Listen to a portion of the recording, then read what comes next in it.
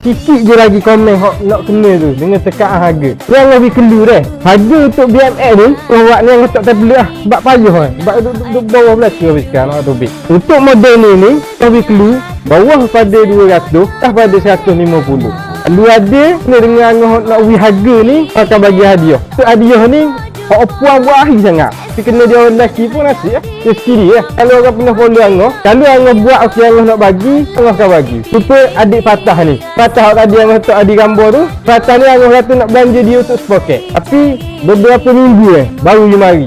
Ada ambil gambar, Pak Dadang dengan Angah. Ngesah Angah saja. Angah niat dah nak bagi hadiah, nak berkongsi rezeki. Untuk adik Fatah ni untuk ni pula ni. Untuk ni dah. Okey dah.